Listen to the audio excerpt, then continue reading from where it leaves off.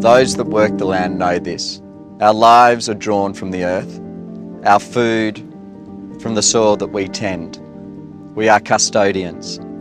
We protect it, we defend it, we seek to share the abundance for the common good. Australia's prosperity was built on the wise use of its natural bounty. Fertile land, mineral resources, hard work and abundant energy. Energy powers our farms, our industries, our transport and our homes.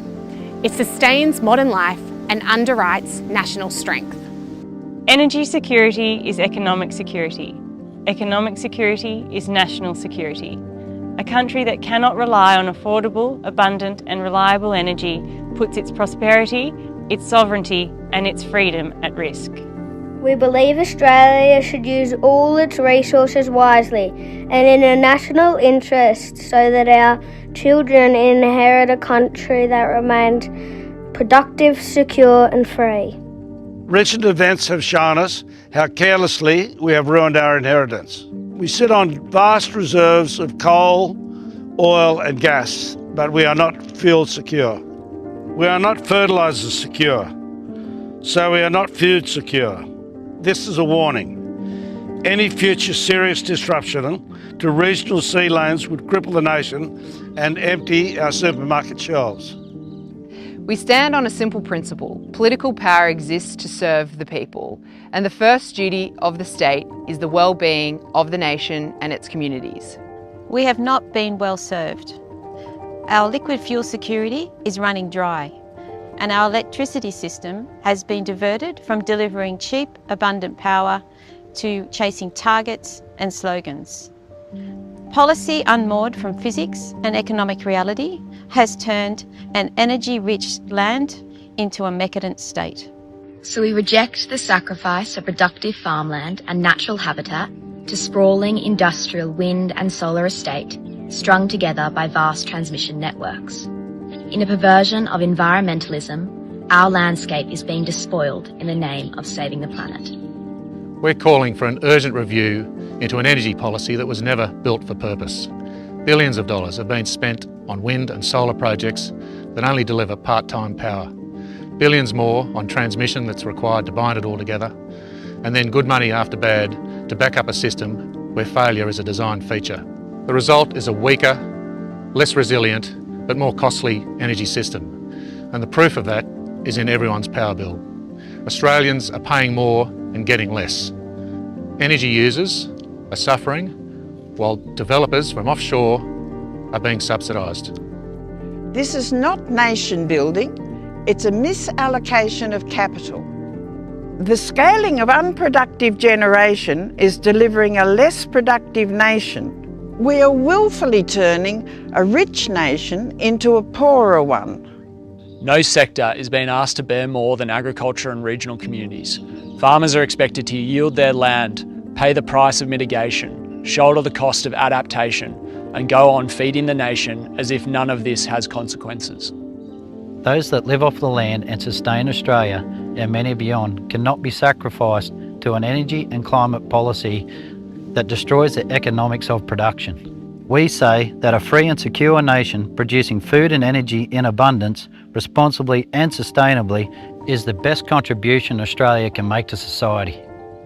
We will defend the land we know, the communities we have built, and the legacy we hold in trust for those that come after us. To keep Australia prosperous, sovereign, and free is our duty, and in an uncertain world, our best defence.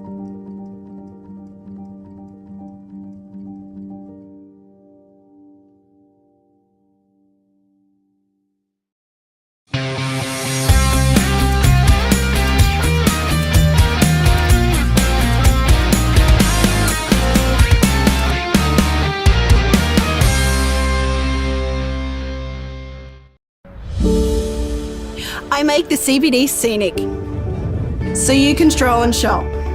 I collect the recycling bins, so we can enjoy our parks for years to come.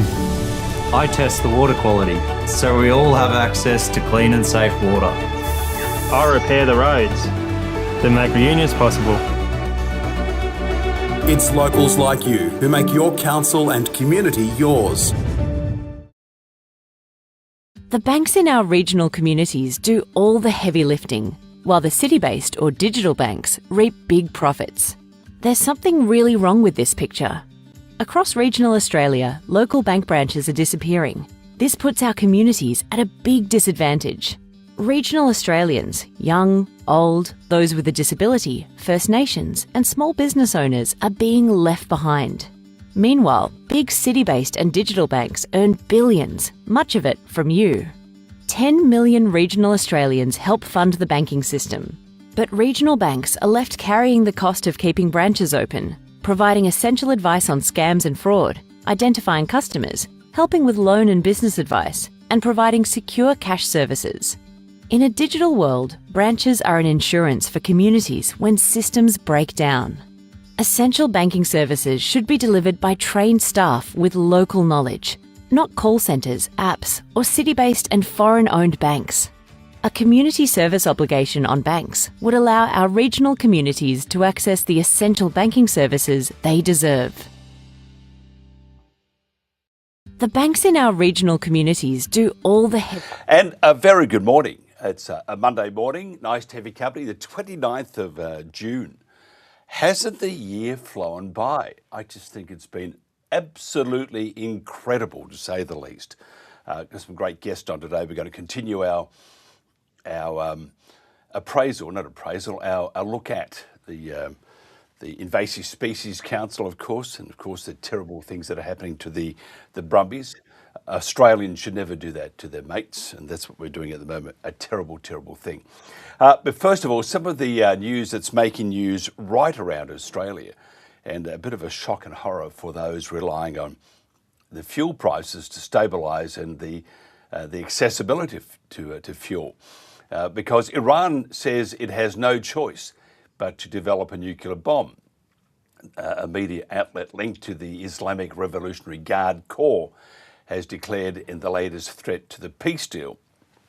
If that happens, there will be no peace deal. At the moment, there is no peace deal. It's like, what did Donald Trump say? Iran will not exist. Great way to do a peace deal, isn't it? You agree to me or I'm going to bomb you. Anyway, they continue on, so fingers crossed that the federal government can get its act together and make sure that we have available supplies of fuel and fertiliser. Aussie farmers are leaving major money on the table as exorbitant federal fees and dragging review timelines effectively lock out a massive group of foreign buyers. Wage increases, environmental protection changes and country of origin labelling are some of the new laws farmers will need to be aware of from July 1 as federal and Victorian legislation reforms kick in. One of the, I think it was helped out by China. Some of these, you need to look at it. It's a bit of a shocker if you're a farmer. I mean, life will get considerably harder, I believe. Australian beef exports have reached 91% of South Korea's low tariff quota limit, with a near 5-fold tariff hike expected within weeks. I'm full of good news, aren't I? But if you're an Aussie, it's sort of good news. I feel a bit sad, actually. England's Test captain Ben Stokes has announced he's retiring from international cricket after the third Test against New Zealand, which is very sad. I mean, I think Ben Stokes, he gives what he takes, and I think he fights it very hard, and he is not a hothead. He's just a fair dinkum guy, isn't he? Anyway, Ben Stokes is retired, which is good for all other cricketing nations. You saw the last Test, what happened with New Zealand and the Poms, and New Zealand wiped the face of the earth from the Poms when it came to cricket. And so who knows what's going to happen with the English side? Not good. Across Australia, communities are coming together to host screenings of Just a Farmer. Every screening is different. Some are hosted by community groups, some by sporting clubs, some by local organisations and volunteers who simply want to bring people together. What they all have in common is connection, a chance to check in, a chance to start a conversation, a chance to remind people they're not alone. These screenings create space for communities to come together and have conversations that matter. We're always looking for communities who would like to host a screening of Just a Farmer.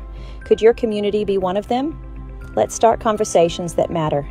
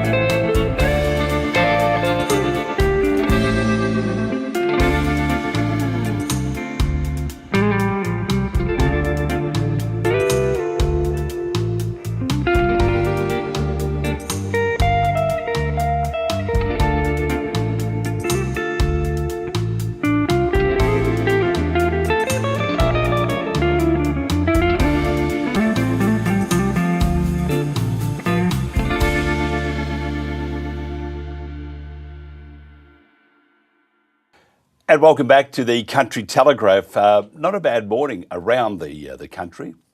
Some rain and drizzle in places, but we are expecting the El Nino. Let's see if the Weather Bureau can get that right. We'll check on the long-range weather forecast too in this hour, so don't go away. Plenty of things happening. Peter Cochran is the Principal Director of Cochran Horse Treks. Now, Peter has been running Cochran Horse Treks for over 25 years. He is fifth-generation mountain cattleman and has been riding the snowy mountains his entire life. He is well-versed in Australian history and mountain culture.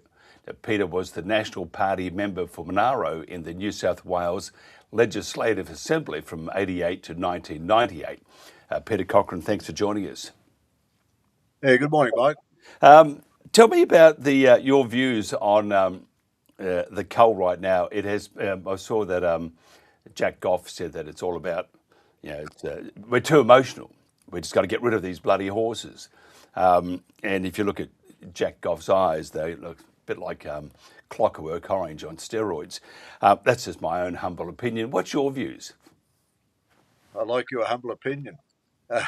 It's an atrocity, Mike. You can't believe the barbaric nature of this and the way they've gone about it. Apart from the total dishonesty and the foundation for and the reasoning for engaging in this behaviour, that's the first thing, is that the government has been misled and may, through their own intentions, want to get rid of the Brumbies, but they're being led by the Invasive Species Council and others, to the extent that they're now claiming that in just recent times that the horse numbers have quadrupled in 2 years. I mean, this is a biological impossibility, and we can demonstrate that they are lying. They're lying through their teeth. And so my attitude towards the entire operation is that it's firstly unnecessary, because the horses are not damaging the country as claimed by the Invasive Species Council.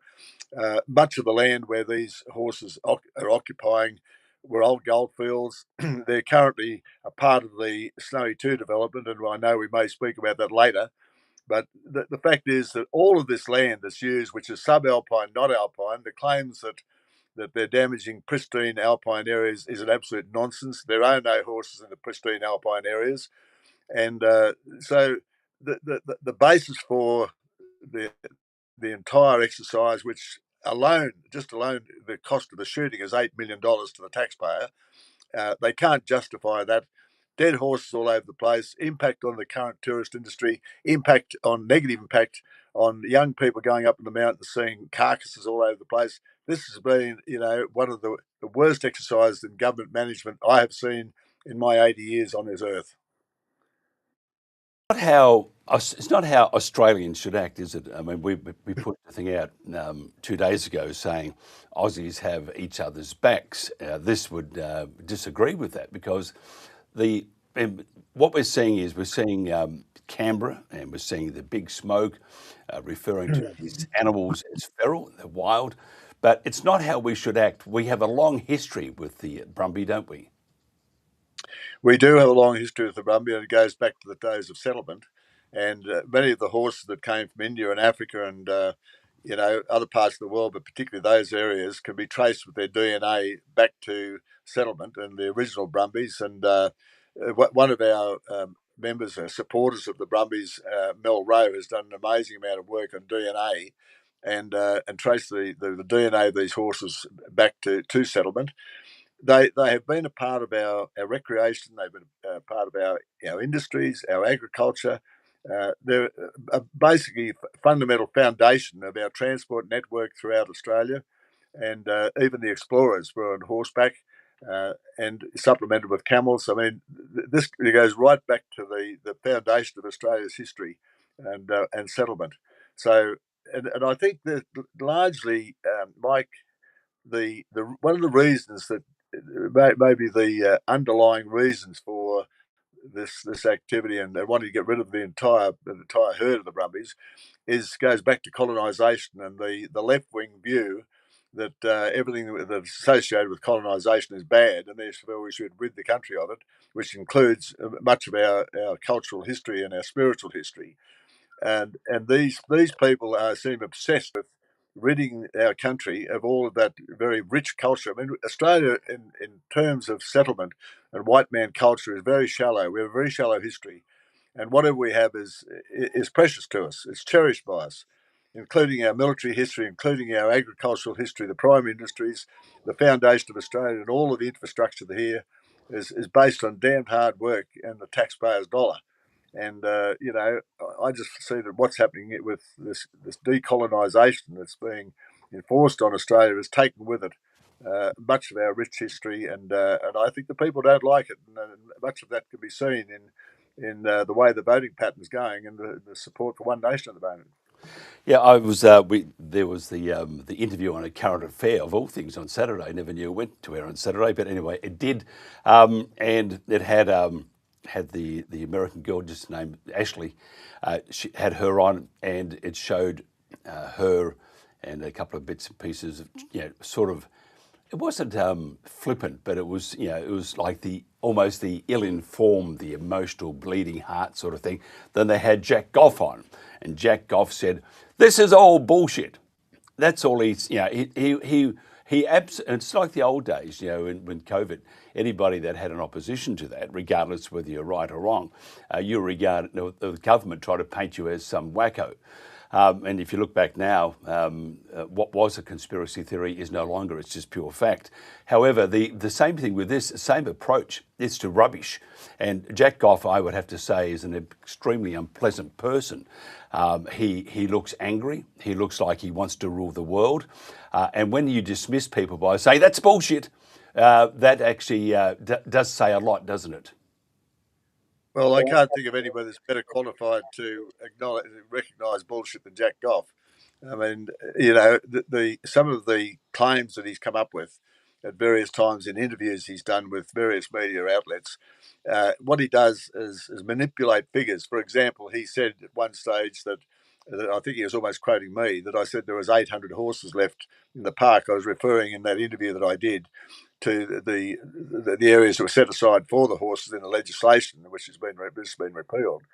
And then he said that there were more than 800 horses up there. There are 8,000 shot. Well, he was comparing apples with oranges, and the 8,000 was shot had yet to be demonstrated. I mean, there's no evidence that there are 8,000 horses shot, and I question that figure. And I question it because I ride through those mountains all the time, Mike, and I see a lot of carcasses, but there are not 8,000 up there.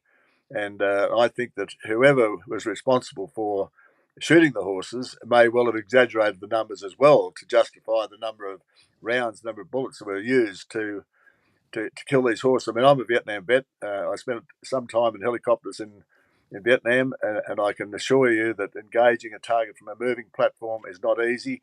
It takes a skilled operation and a fully automatic firearm to have any positive results. So what they're doing up there with the firearms they're using is cruel, it's barbaric. It's leaving horses that are, partially wounded to drag themselves around the paddock up there. They claim that they finished them off.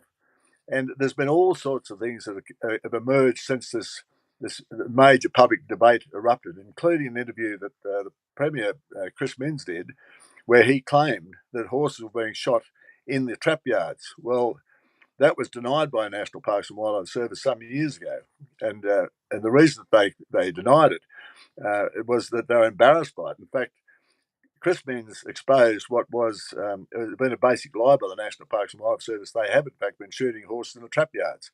And we'd like to know more about that. We'd like to see more of that exposed. I think Chris Minns, may have exposed something there, which is certainly a blindsider for the rest of us who've been watching this whole episode for 15 years.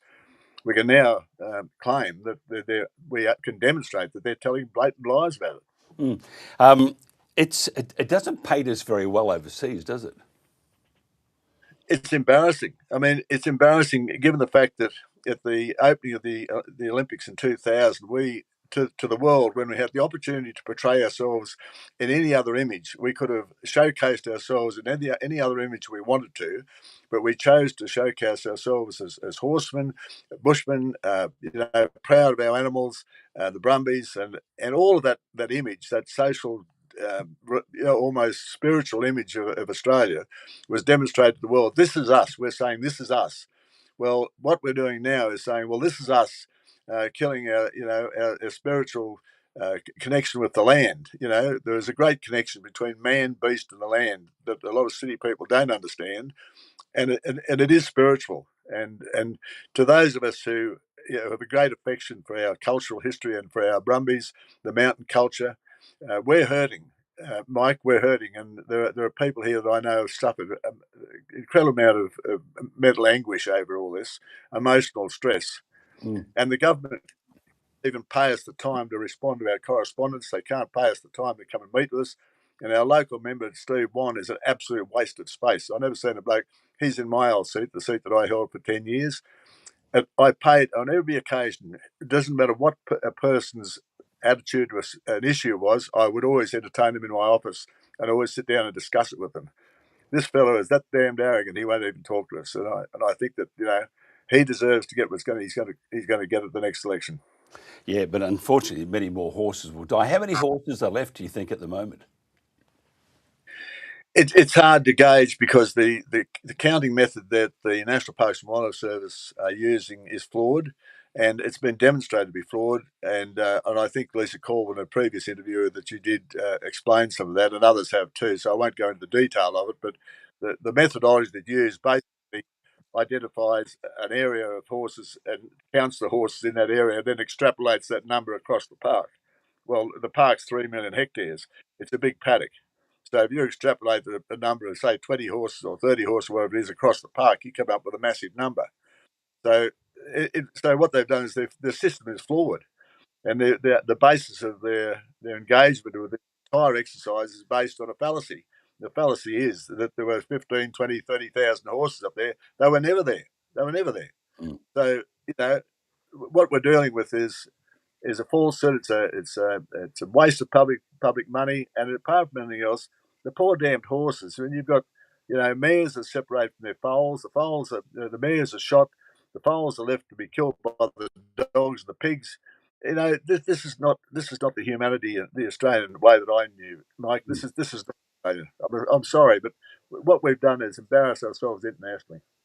I just when I think about it, I want to vomit, and I'm not understating this. And normally, we in a past life we dealt with a lot of global affairs and world atrocities. This is on our back door. This is probably disgusting, or as Jack Goff would say, this is bullshit, and we need to stop it. We're going to play a clip later from Jack Goff, a couple of bits and pieces. Angus Taylor, the only polly I see that's put audio to his beliefs. He's actually saying things. I've seen that One Nation is against it. So I haven't seen Pauline come out, and I haven't seen the Labor Party, of course, come out. The Nationals are very, very quiet, and I haven't seen much at all. So except for Angus Taylor, can you just tell me why are they putting their head in the sand when such an atrocity is happening? Are they hoping that no one would talk about it? Because I can tell you, we're about to bring the entire global audience onto this, and it's going to open up and swallow them, because this is not how we should act, not only just Australians, but how the global community should not accept. Why are the politicians doing this? Well, let me firstly say that the difference between Angus Taylor and the others is that Angus Taylor's a leader. And the Liberal Party can justifiably say that the only future they have is with Angus Taylor as their leader. And if they don't, I can say this to the rest of the political community as well, that this is embarrassing internationally, and there are people from all over the world watching Australia now and judging us on what's occurring in the Snowy Mountains. So it's to the credit of Angus Taylor and those who attended the rally at Kianda just recently that what we're doing is exposing this atrocity that's going on in the mountains. And I would just say to the other political leaders, for goodness sake, at least take a look at the depth and the integrity of the information you've been giving. Scrutinise the integrity. Ask if Jack Goff is bullshit. It might just happen that Jack Goff is bullshit, and maybe the information that's going in his office is bullshit. I mean, the political leaders in this country have got an obligation to at least scrutinise the information they've been giving. They're not doing it. Penny Sharp is an absolute disgrace. I mean, she just shakes her head and walks away and basically says, "Oh, look at me, but don't look at what's happening."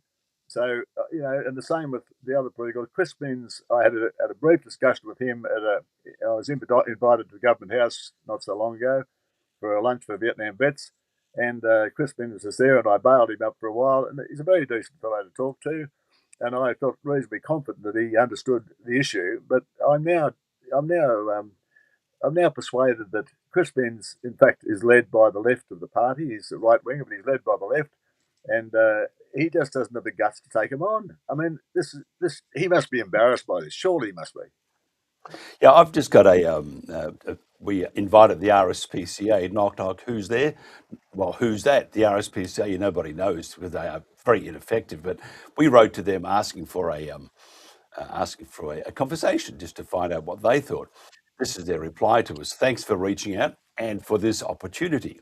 However, RSPCA New South Wales is not an appropriate spokesperson for this segment. It is essential to clarify that RSPCA New South Wales has not approved or endorsed the Kosciuszko National Park Wild Horse Heritage Management Plan. That's different. The plan is legislated by the New South Wales Government, who have legally mandated New South Wales National Parks and Wildlife Services to reduce the wild horse population in the region by 2027. As an enforcement agency under the Prevention of Cruelty to Animals Act 1979, RSPCA's New South Wales role is to investigate alleged breaches of this act and, where appropriate, take enforcement action. Okay, so that's from them. Realistically, Peter, that's just all hot air, isn't it? That's the greatest flick pass of all time. I mean, their primary responsibility is to the welfare of animals in the country. That's what they raise funds for. That's what they plead to government for assistance for. That is to protect animals. And that's, as I said, it's a flick pass. I mean, they just haven't got the guts to take up the issue. It's like the political leaders, exactly the same thing. They acknowledge it, they know it's there, but they're not prepared to do anything about it for fear of embarrassment. Well, get on with it, folks. I'm saying now is the time to pick up the ball and run with it. And they're just not doing it. There's no courage there. And thank God for Angus. He's the only one we know because he's a bush boy. He comes from Nimini Bell. He's been riding around the mountains. In fact, I've ridden around the mountains with Angus, and he's a good horseman. He's a good bushman, and he's a practical sort of a bloke. But he's a leader. He's taken the lead on this issue, and all credit to him. So I'm just saying to the other political leaders and the scientists that are involved in this, how can the scientists justify what's going on with these horses? And they keep on suggesting they've got scientific evidence to support what they're doing. Show us the evidence. Give us the evidence. Show us where it is. And you show me the evidence and I'll show you a fraudster. And that's exactly what's going on in this place at the moment. There is so much misinformation, disinformation, call it what you will. I put it down to bullshit. Jack Goff summed it up pretty well. It's bullshit. Yeah, I think we need to continue this conversation. We've run out of time at the moment, but if you're up to it, I'd love to have a conversation, and fingers crossed we'll meet anyway in the next week or thereabouts, and we can do 5 days of broadcasting, fingers crossed again, from the area, and get a true appraisal from the locals. I mean, notice how they do not consult with the locals. They don't consult with those that have done a magnificent job. We have, I think at the moment, probably the next best thing to communism, and that scares me because, I mean, you fought for the country in Vietnam. We did not fight for this, and at the moment, we all need a voice. We all need to be able to do something. Can you just tell me one more thing? The damage that is being done at the moment by 2.0, Snowy 2.0, compared to the inverted commas damage that has been done by the Brumbies, on a rating out of 10, what would you give either? Well, I have to confess that I'm one of the few remaining supporters of Snowy 2. I think it's a magnificent project, but I have to say that, if you're going to draw a comparison between the environmental impact of Snowy 2 against the Brumbies, it's 10 to the Snowy 2 and 0 to the Brumbies, because in order to construct a scheme such as that, there is going to be environmental impact. I'm just downstream of Snowy 2, downstream of Tantanga Dam. And, we felt the impact of it. We felt the impact of it certainly on our business, restricting the areas that we can ride in and take our guests into.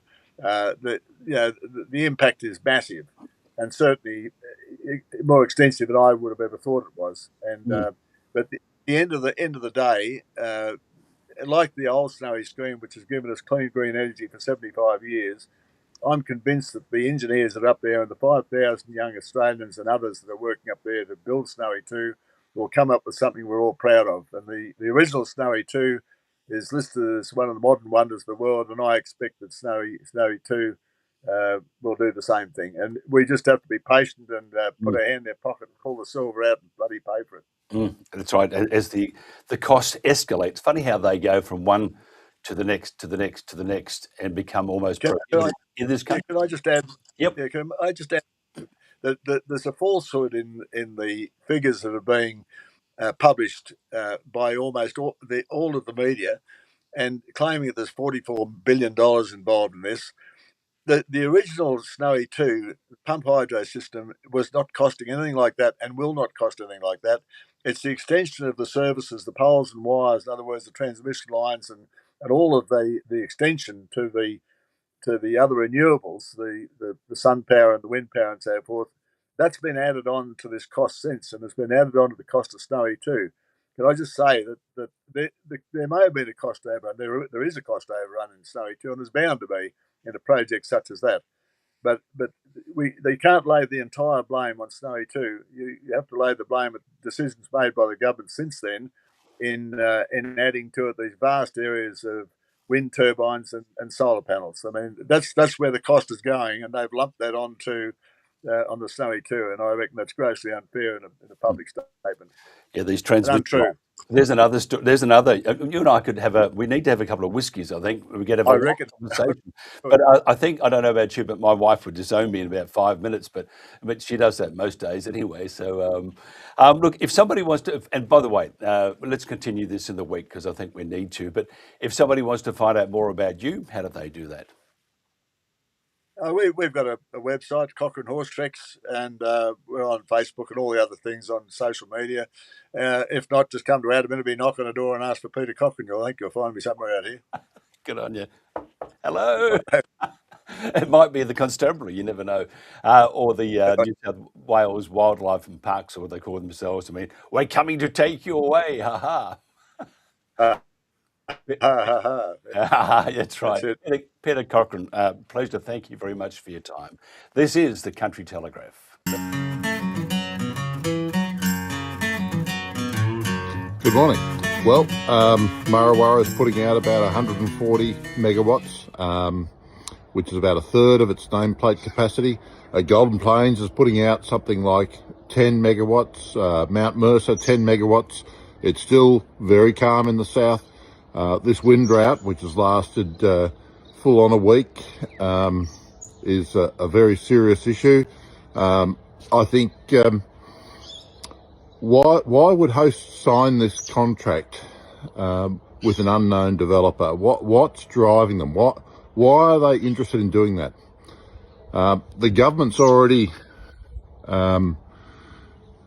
shown that they can change the contracts on solar for any individual Australian, like Australian residents. Why won't they change the contracts on wind developers once these things are being built? That's a distinct possibility. If they do change the contracts, if they drop the large-scale renewable certificates and they stop funding the capacity investment scheme, what does that mean to the viability of these wind projects? I think there's so many issues that have not been properly thought through. And why would hosts want to swap an extremely viable, globally competitive food production industry of wheat, barley, canola, livestock for a highly subsidised, highly reliant industry dependent on government decisions? One change of government, a new leadership in Australia, the entire funding arrangements for these renewable projects will be under threat. I think there are so many counterparty risks for the hosts. There's so much uncertainty, and now the hosts have caveat control delivered to an unknown entity. I think extreme risks. People say, oh, the government won't do that. Government won't do that. Well, government's done it to solar. They've changed the rules, and that's affecting every Australian that's got solar on their roof. They've changed the rules according to the wool price floor scheme. John Kerrin came out and said this is the immutable floor price when he dropped it from 870 cents a kilo to 700. Immutable floor price. Within a few months, the floor price no longer existed and the price of wool dropped to 400 cents. I think whatever government says, you've got to be very, very, very careful and look at the fundamentals. Highly subsidised industry like wind and renewables, I think, is primed for collapse, for destruction, for changing government decisions. Pauline Hanson gets elected, there won't be any projects. What uncertainty are these hosts carrying? Thank you very much. Enjoy your day. It's Ross Johns here from the Wimmera Valley Environmental and Agricultural Protection Association. Enjoy your day.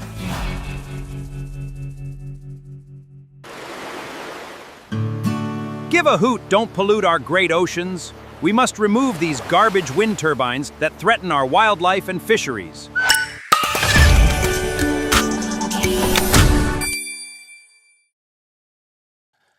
And welcome back to the Country Telegraph. With all the talk of national sovereignty and the need to rebuild our manufacturing base and future prosperity, it's critical to think about the role our banks play. Not my bank, it's your bank. I've heard that one, something like that. I talked to Robbie about that one. What a lie that was. There is a pretty good basis for believing that the banking structure we have is not serving Australia's national interest. The four pillars policy, that is the four private banks, delivers a highly concentrated and uncompetitive banking sector. Now, what can be done to introduce more competition in this sector? Given that consumers, maybe just give them better service. Knock who's there, not service. And encourage the funding of projects that are truly nation building. Let's ask Robert Barwick, National Chairman of the Australian Citizens Party and presenter of the Emmy Award winning The Citizens Report. Robbie, thanks for joining us. Good morning, Mike. I'm just trying to build you up, you see. I haven't met this Emmy. Emmy, that's right. Yeah, nice girl, works at the local down the road. Tell me about your party's policy and when you merge with who was it now? The People First Party, Gerard Yes. Renner's People First Party. So as of effectively next week will be the Australian People's Party. So what's your collective policy then on banks and maybe a state-owned bank? Yeah, we think that the privatisation of the Commonwealth Bank was a utter disaster for Australia. We went from having a publicly owned bank that we'd had, in the case of the Commonwealth Bank, we'd had it for 84 years. In the case of the various state banks, they were even much older. We'd had them for well over a century. You'd remember, Mike, that with the collapse of the State Bank of Victoria and the State Bank of South Australia, this was spun as, government banking doesn't work. Well, no, hang on. These things like the State Bank of Victoria have been around for 150 years. So you cannot judge it by the last few years where, cowboys took over, were allowed to take over and try and compete with merchant banks, and it all went pear-shaped. Because what they, by using that as the excuse to privatise, is they gave us a banking system where the credit is the lifeblood of the economy, and the entire direction of credit is left up to the profit-motivated decisions of 4 big mega banks, which are 80% of the market. And what has resulted? Well, in around 1990 or so, 70% of bank lending in Australia went to businesses, including farmers, small businesses, big businesses, farmers. 30% went to housing. That's completely inverted. It's now 70% to housing. They've just been pumping loans into the big cities and driving up the housing market and giving us the most unaffordable housing in the world and starving businesses of credit. And that's not good. That is not good for the economy. And then on top of that, these are banks that are actually, they're guaranteed by the government, which means by the taxpayer. They're subsidised by the government. It's actually quite extraordinary how much they're subsidised by the government, even though they're among the most profitable banks in the world. But they don't feel they have any obligation to give back by maintaining a basic service in the form of branches, Mike. And you've seen that right across Australia. Since 2017, there's been something in the order of 2,000 bank branches closed, close to 1,000 in regional Australia. Hundreds of towns left without any bank at all, and it's completely disruptive for the local economy in what is actually a productive area of our very important part of our productive economy. Yeah, I'm just. Obviously, there's the whole regulatory process, and there has to be a Services Act in there somewhere that you must provide a service to the community. And I suppose they are to those communities that they're still in, which are getting fewer and fewer because as they head towards digital. How can we, government, is the government, first of all, are we in this position because the government is just weak? Oh, 100%. It's not just with banking, but I think banking is the leading example, whereby by the government adopting an ideology from the 1980s onwards, saying this is no longer an area of government responsibility. Now, it's an important area. It's got to be served, but it's no longer an area where the government's going to play a role. Therefore, these private entities have to play the entire role. They only want to do it for profit, and not just profit, maximum profit. And the government rules can sometimes get in the way of that maximum profit. So the private entities, i.e. the big 4 banks, donate to the political parties, both of them, that form government, right? And they're basically influence the government to take a hands-off approach to them. And then every now and then, when there's sort of a backlash and the public will builds to do something, and the last example of that was after the Banking Royal Commission. 2018 was a big shock to the public, just how badly behaved the banks were.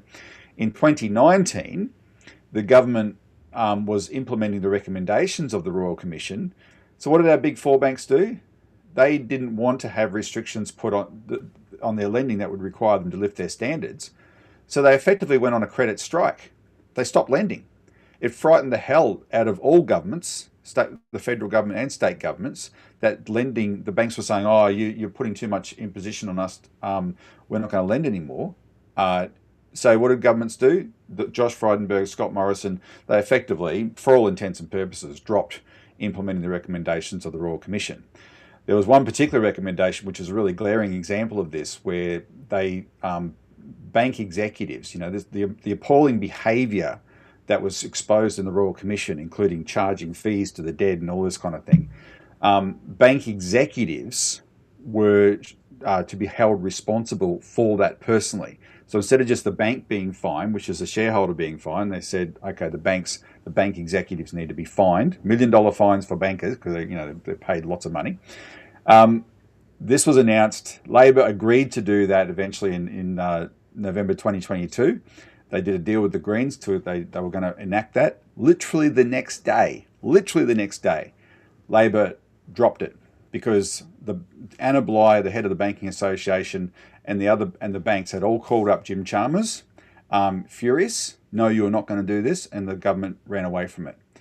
So that's the power of the banks, and against which governments are weak. And what we need to do is instead of having the government as supplicants to the banks, give the government back its own bank, because then it can actually compete with these guys. It should still regulate them, but there's nothing more effective than actually competition, real competition, to make the banks lift their standards and change their behaviour. And that's what we need to bring back with a government bank. Yeah, and as digital becomes the preferred way of banking, not just from the banks, but from the government and including the world government, because they all want this to happen. They want the CBDCs to become a part of the landscape, which is looking pretty ugly to say the least. It doesn't augur well then for the future for those in the bush, because if they head towards all things online, sometimes you need cash. And if you haven't got an ATM in the town, or you've got a post office that's open Monday to Friday for 6-7 hours, a small one, usually a newsagent and post office, dry cleaners and all that sort of stuff, it puts the bush in a really bad spot, doesn't it? Well, the bush can't function without cash. This digital stuff I remember back in around March 2023, the Financial Review did a story with 4 top executives from the big 4 banks, and they were saying how all the towns can go digital, and they talked about, they gave one example of if you have a local horse race event, a lot of towns have these kinds of things, right? The annual races, and people worry about the security of handling cash. Don't worry about it. Everyone just use a little white tap thing, right? And you can do it all digitally, and everything will be fine. Now, if you've ever been to one of these events, Mike, what you would realise is that this was real ignorance on behalf of the bankers talking about this. Because when you have a lot of people in one place, all trying to use the whatever available digital bandwidth there is, it all collapses. It doesn't work. This is regional Australia. There was a hearing in June in 2023 on the Senate inquiry into bank closures, and there's a tourist attraction in June, which is a chocolate factory, and the owner of the chocolate factory said, look, the Optus outage in Sydney that year, which had crippled Sydney, he said, we have those 4 times a week. There is no alternative in the bush to cash. The problem is the government has allowed the banks to aggressively close branches and take away access to cash. So last week, we highlighted in a statement we put out, the town of Nannup in Western Australia has a local community Facebook forum, and the post office put up a desperate plea. They were begging the locals, look, tomorrow's pension day, please, the pensioners are going to come up and to the post office and withdraw cash, but we don't have it. Please deposit your cash today in the post office so we can have it to give to the pensioners tomorrow. That is a town, like hundreds of around Australia, that's been left in this lurch because of the banks aggressively closing branches. If you had a public bank that's number one job was service, right? It would do two things. It would provide a service to all those towns. We think it could actually use post offices as well. There's 4,000 post offices in Australia. Just roll it out through post offices. But be an actual public bank, though, proper public bank. Just use the post offices as an agency for retail. But use Australia Post to distribute the cash to those towns to make that cheap as well, and provide loans to businesses and community organisations in those towns to help those towns flourish economically. I do the sort of things the private banks don't want to do because you don't get maximum profit from it. The bank will make a profit. It just doesn't have to make a big profit. What will happen though, I predict, because this is borne out by history, by places around the world where you still have public banks working, doing this sort of thing. Just that sort of, it'll be effectively seed capital going into an area, and there will be prosperity on the back of that. And then the private banks will probably want to come back in because they want to be part of it.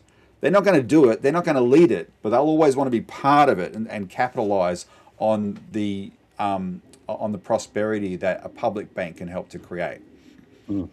Really interesting. I know you're pushed for time, so I won't continue. You know how I talk. I don't stop. It's like I actually send people to sleep, but they do enjoy that sleep. Just two things. If somebody wants to find out more about you and at the new party, how do they do that? Oh, well, for now, you can still follow citizensparty.org.au is still up there, and peoplefirstparty.org.au or pfp.org.au. So we're just waiting to get the name approved by the Electoral Commission before we have a formal branding. That takes a little bit of time. But look out for the name Australian People's Party. You can follow me on most social media platforms, at Robbie Barwick, or Gerard Rennick, the former Liberal Senator, who's the leader of People First Party, who's going to be the president of the Australian People's Party. You can find him on most social media as well. Just look up Gerard Rennick, People First Party. Second thing, which is most important, because you're in Melbourne, you're in the home of the greatest game ever, AFL. Did your team win? Yes, my team did win. I live in Melbourne, but I'm a Queensland boy, and so my team has always been the Lions, and yes, they did win. You draw the lion's share of the market. Yes. Something like that. Actually, I like the Lions. I'm a St Kilda supporter, but being a St Kilda supporter, we always have backups. Yeah, you St Kilda supporters are the true believers. There's no doubt about it. No, we're just masochists. Thank you so much for your time, Robbie Barwick. Thanks, Mike. Absolutely fantastic. This is the Country Telegraph. Let's check the long-range forecast for July, August and September with thanks to BOM. Welcome to the Bureau's long-range forecast for July to September 2026. With El Niño now established, we'll look at how the forecasts are shaping up for the coming months. But first, let's start with a review of June. June temperatures have been warmer than usual for most of Australia, especially across the southeast of the country. Sydney had 15 consecutive days above 20 degrees in June, surpassing the previous record of 9 days set in June 1919. Across Victoria, many sites had their warmest June night on record, including Melbourne, which saw a low of 16.2 degrees Celsius on the 18th. June has been drier than usual so far in parts of the east and southwest. Elsewhere, rainfall has mostly been close to average. Parts of South Australia and the interior had well above average June rainfall from a northwest cloud band mid-month. Soil moisture is currently average to above average across most of the country. In contrast, soils have been drier than average for this time of year for parts of eastern Queensland and Western Australia. Australia's combined water storages are currently around 66%. While many storages are at capacity, some in the southeast are below 50%. Water storages in southern Australia usually start filling by June. Storage levels in the Murray-Darling Basin, South Australian Gulf and the southwest coast are now higher than last month. Looking ahead, rainfall for July to September is likely to be below average across much of southern and eastern Australia. Above average rainfall is forecast in parts of the far north, But it is the dry season, so rainfall totals are not expected to be high. There are increased chances of unusually low rainfall for July to September across parts of the southwest and the southeast. While rainfall is likely to be below average, seasonal totals are forecast to reach at least 25 millimetres in most inland areas and at least 100 millimetres in most alpine and coastal regions. The streamflow forecast for June to August shows high flows are likely across northern Australia and some sites in the east and southeast. Near median flows are forecast across large areas of eastern Australia, and low flows are likely in much of the south and east, including northern Tasmania. Looking at temperatures for July to September, days are likely to be warmer than average south of the tropics. Across the north, days are likely to be cooler than average. There are increased chances of unusually high daytime temperatures across the southern half of the country. July to September nighttime temperatures are likely to be above average, except around parts of the Northern Territory. While nights are likely to be warmer on average, cold spells and frosts can still occur due to forecast dry conditions and clear skies. So what's behind our forecast? El Niño has developed in the tropical Pacific, with a strong to very strong event likely. However, a strong El Niño ocean signal does not necessarily mean strong impacts on Australia's climate. Warmer sea temperatures around Australia add more moisture and energy into the atmosphere, which can lead to heavier rainfall during rain events. Follow our long-range forecasts that take into account all the latest signals from the oceans, atmosphere, and broader climate system. In summary, this July to September, we're likely to see below average rainfall across much of southern and eastern Australia, with an increased chance of unusually dry conditions across parts of the south, warmer than average days and nights across most of the country, and El Niño is underway and is expected to strengthen. Visit the Bureau's website to stay up to date with the latest long-range forecasts. We'll see you next time.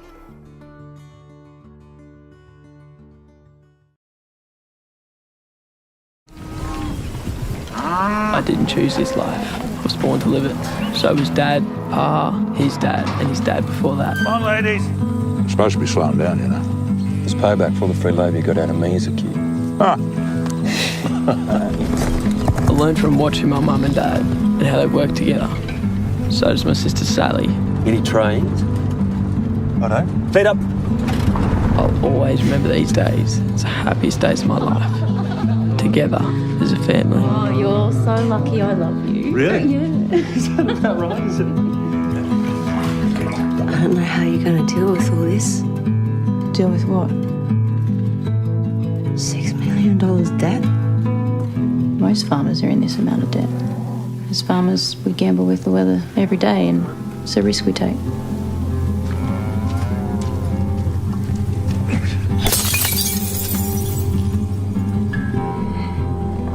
You have no idea what I'm going through. Maybe you should talk to someone. Oh my God, no, I'm fine. No, you're not, Alison. You and your dad's coward. Play a game of footy, all right? Where's heaven? What? Where's heaven? The sky, I think. Can we go there?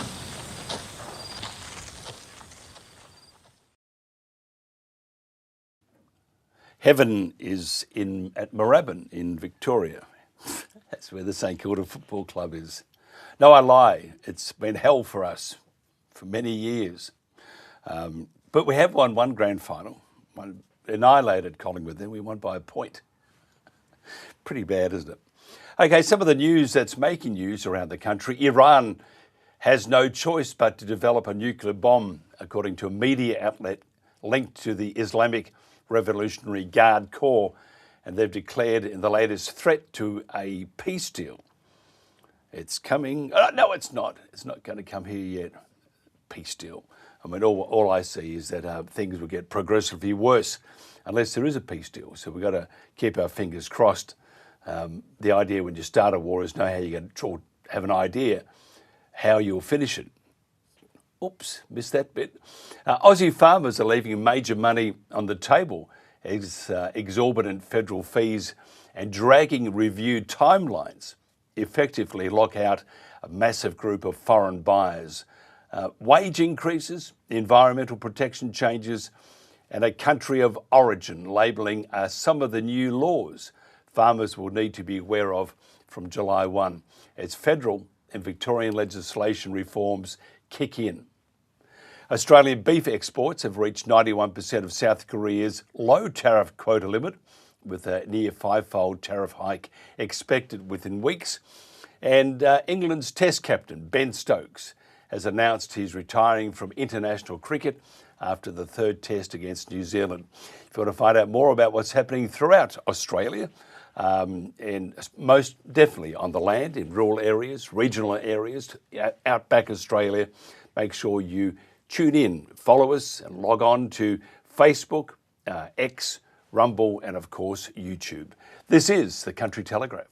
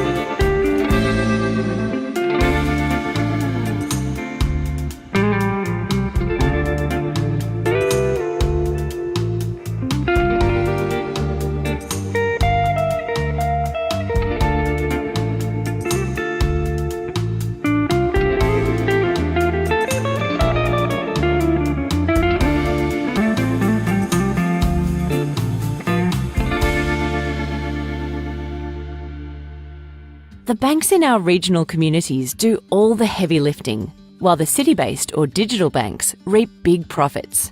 There's something really wrong with this picture. Across regional Australia, local bank branches are disappearing. This puts our communities at a big disadvantage. Regional Australians, young, old, those with a disability, First Nations and small business owners are being left behind. Meanwhile, big city-based and digital banks earn billions, much of it from you. 10 million regional Australians help fund the banking system. But regional banks are left carrying the cost of keeping branches open, providing essential advice on scams and fraud, identifying customers, helping with loan and business advice, and providing secure cash services. In a digital world, branches are an insurance for communities when systems break down. Essential banking services should be delivered by trained staff with local knowledge, not call centres, apps, or city-based and foreign-owned banks. A community service obligation on banks would allow our regional communities to access the essential banking services they deserve. Welcome back to the Country Telegraph. Mike Ryan, nice to have your company. It's a Monday morning. It's almost 6 after 8 on the eastern seaboard. Queensland political appointments have sparked some debate, but it is business as usual for the politicians, of course. In April 2026, the LNP government appointed former federal opposition leader Peter Dutton to the board of the Queensland Investment Corporation. Just recently, prominent figures were added to state boards, including Gundawindi Mayor Lawrence Springborg to the WorkCover Queensland board. Now, these appointments were announced after the close of business on Friday, so nothing is said until Monday. However, many appointments have had no announcement. Now, News Corp reported this week that Springborg was being put forward to replace Governor Janet Young when her 5-year term finishes later this year. Young was herself a political appointment, being rewarded for her role in leading the government's appalling COVID response as Chief Medical Officer. Anna Powell is a mother, agricultural family business owner, educator, independent candidate for the federal campaign for Monaro in Queensland. Now, we're talking to Anna today about political appointments, the old gravy train. and why all governments do it, and if it comes at a hidden cost. Anna, thanks for joining us. Greetings. Pleasure, Mike. Now, tell me, Lawrence, is it a shoo-in that he'll become the next governor? I have no idea because I'm not behind closed doors with all the police. But what I'd like to know is why it was leaked to the press and it went viral very quickly. So that's a question I'd like to know, who leaked it. And as you know, these people have a direct line to the media, which we don't. And suddenly, you know, they can leak something and it's bang, bang, bang. It was popping up in my news feed left, right and centre and people were sending it to me. If Lawrence does become governor, truly it couldn't be any worse than the previous one. Well, it's another political pick. How can you say it's worse or better? It's not democratic. I mean, it's jobs for the boys and girls. You've done your time. Pardon? You can't vote for governors. I mean, we don't have that. They Oh, all. mate, well, I was thinking about it over the weekend, Mike. Maybe we should be, because seriously, they are there to rubber stamp more legislation. I mean, the LNP, I was at a 21st at Taroom on the weekend talking to some young people who are doing their apprenticeships and working with their hands to keep the country actually going, which we need a lot more of. And that doesn't mean the government, you know, throwing more money at stuff to get tradies. We need good tradies who are doing real apprenticeships and they're doing them thoroughly and well to keep the infrastructure going. And these young men are, you know, being massacred on taxes and costs. And I tried to explain to them because they don't understand left and right politics. And one of them said to me, "What's left and right politics, Anna?" And I said, "Well, it used to be that Labor were pro bigger government for the working class, wanted to redistribute wealth, et cetera, et cetera. The right was supposed to be freedom of movement, free speech, pro-business, low government intervention." Well, what's the difference now? The next lot come in, they make a whole lot of new laws. They put in their political appointees that rubber stamp everything on boards. I mean, Peter Dutton is now in the Queensland Investment Corporation getting $133,974 a year to attend 20 meetings. He's never had any business experience in his life. Where's that money going to go? So these political appointees are rampant all over Australia. Once again, I'm speaking from the people I know in our area. Lawrence Springborg walked into a safe seat here, Southern Downs, from the age of 21 years old, 21, and sat there for a couple of decades, and it was lovely. You wine and dine in Brisbane. People just keep voting you in because really, who else gets any attention or media? No one. And then, you know, took 2 times unelected because he was uncontested mayor of Goondiwindi, and then suddenly, well, might leave and go to the governor job where he can rubber stamp all the LNP legislation. They haven't got rid of anything since they've been in. They've added more laws. They strengthened speech laws at the beginning of the year, which people think's a good thing, and it's not, because speech laws shut good people up. That's what they do. Anyone who knows anything about history and authoritarianism, the more free speech or anti-free speech laws we have, it's used to shut up people who speak the truth about people in power. But they present it as, oh, it's about anti-Semitism, it's stopping anti-Semitism, or it's about Islamophobia. It's not about any of that. It's about, if you speak truth to power, they can use those laws to shut us up. So Jeanette Young, as you would know, was the political pick for the ALP because she said whatever they wanted in COVID. She knew what was happening in COVID. I know Jeanette knew what was it because she came out once and said it, and then she shut up. And I said back then, I said they will promise her the governor's job to be quiet. I alleged that. I wasn't behind closed doors, but Jeanette Young became the governor.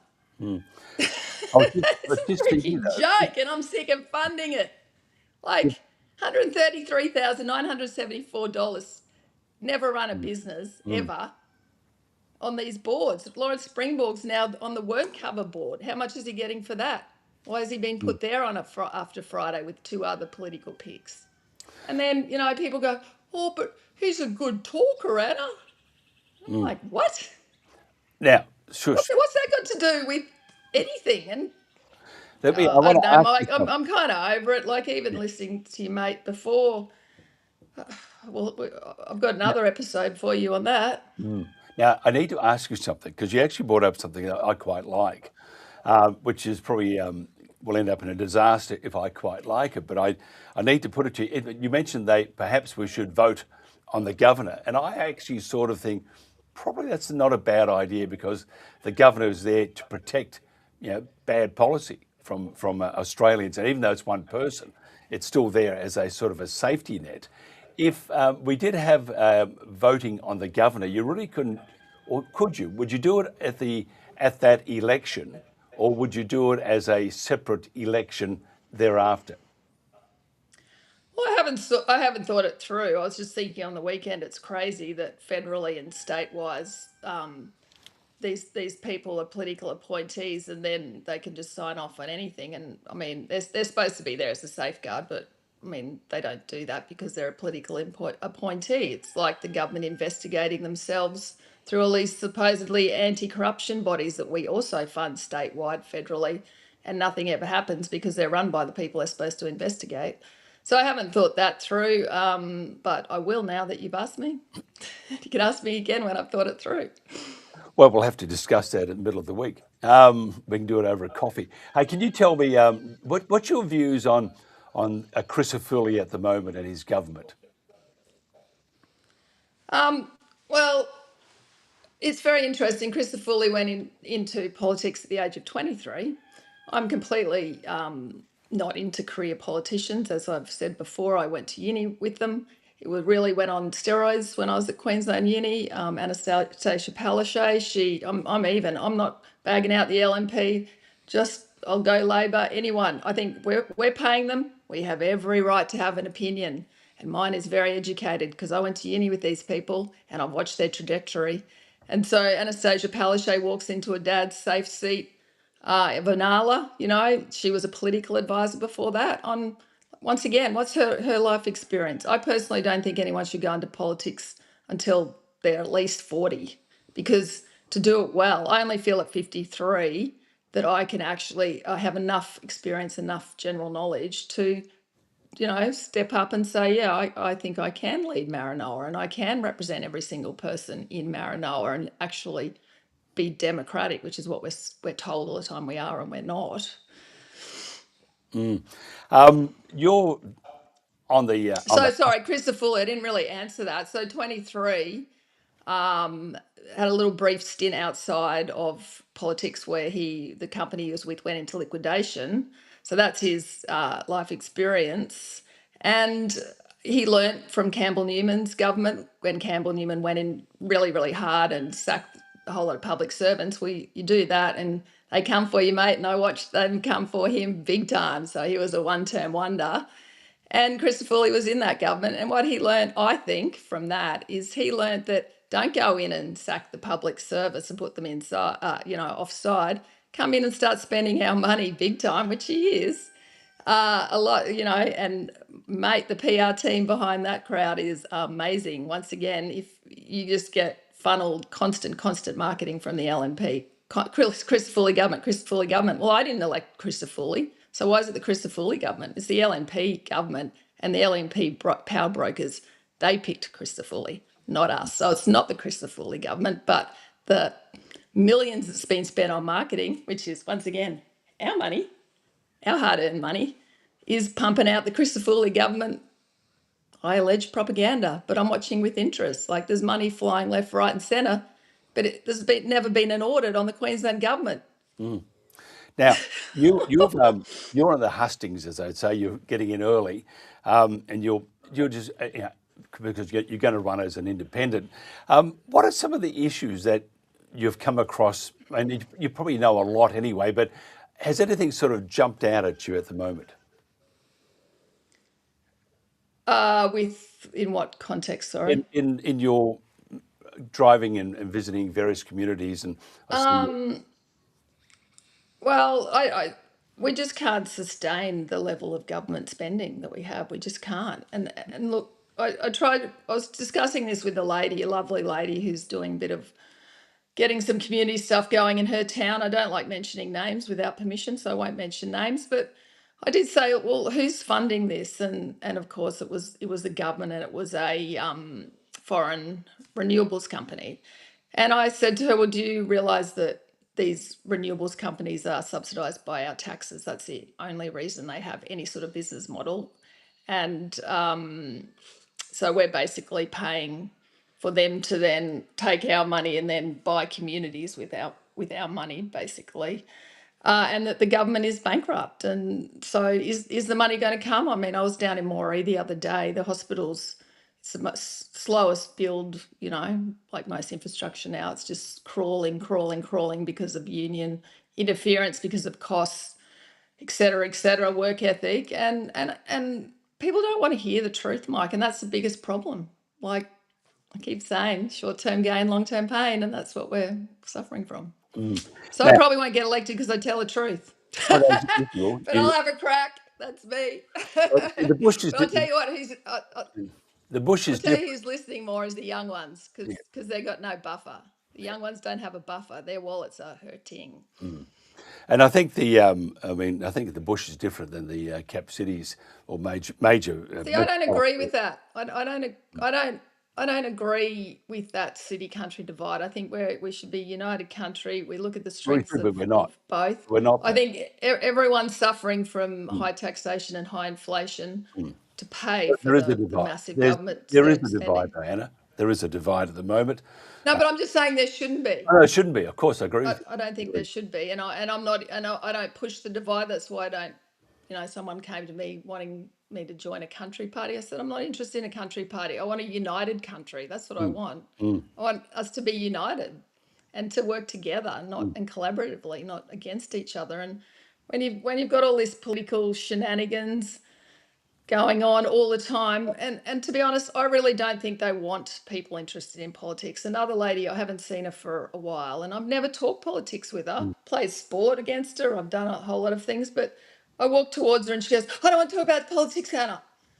And that's how they want people. They want people not talking, but we should be talking, and it shouldn't be all emotional. But they divide people up. They get them emotional. They get them hating on each other. And that's how they want it. And then they're in the back rooms doing their little deals, getting on their boards and getting hundreds of thousands of dollars. I know, whining and dining in the Qantas lounge, mate. Yeah, but it should be. I'll take a poly serious when they give up their Qantas lounge, Chairman's Lounge membership. Yeah, stop flying around free. Give it to me. That's what I want. I use Emirates. Do you want it though? Do you want to be in there? I'd love to go in there. They'd love to talk bit of a to nice me. up. We could talk about the woes of the world and how we're not paying. Well, the thing is, if I get elected, I'm not taking Qantas lounge membership. I'm not taking Virgin membership. I'm not taking any of that, Mike, because once you take that, it's an IOU. Actually, you're dead right. Now, we do have to go. Anna Power, if somebody wants to find out more about you, how do they do that? I've got Vote 1 Anna Power for Maranoa on Facebook, and just Anna Power on Facebook.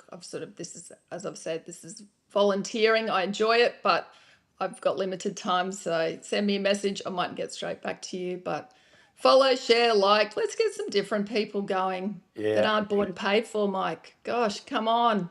Good on you. People, look at that's why we're getting taxed out into oblivion and inflated into oblivion. That's right. Because nothing from the government is free, and I'm not anti people who work for government. I've worked for the government. I've seen the inside, but it's not free. So I totally agree.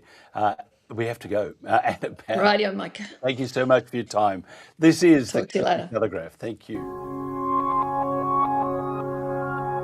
It was 2 years for us between doing the Darwin Park training course on natural sequence farming and actually implementing 15 kilometres of natural sequence farming contours here. And we understand that it will take quite some time for all of the benefits to accrue here, but we are seeing small benefits very quickly. So if I had one regret, it would be that I wish I would have done it sooner. So my suggestion to anyone doing a natural sequence farming course with Darwin Park training would be to drive yourself to put what you learn into practice as quickly as you can afterwards.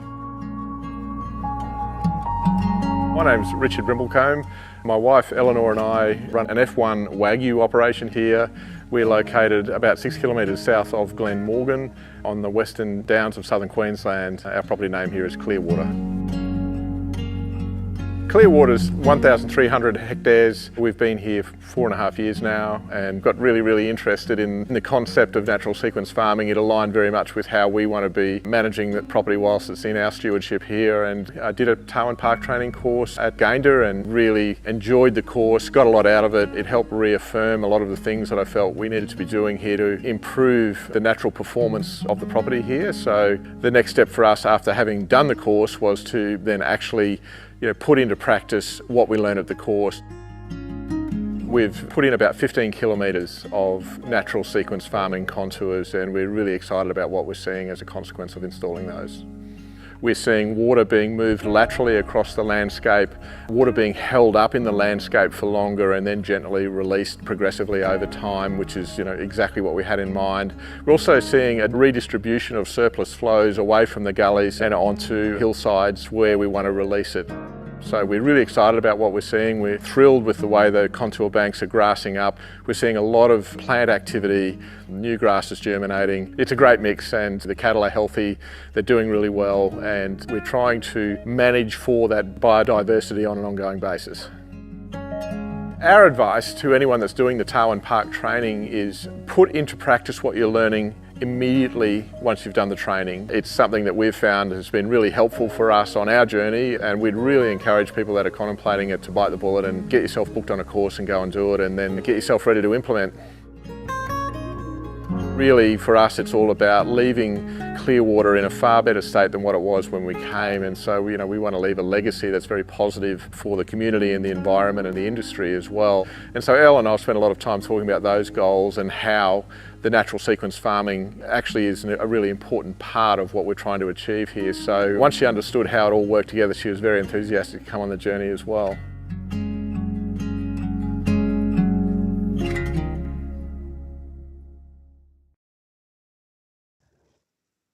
And welcome back to the Country Telegraph. Nice to have your company. We've got noise in the background, just asking them to keep quiet out of the coffee room. Shh.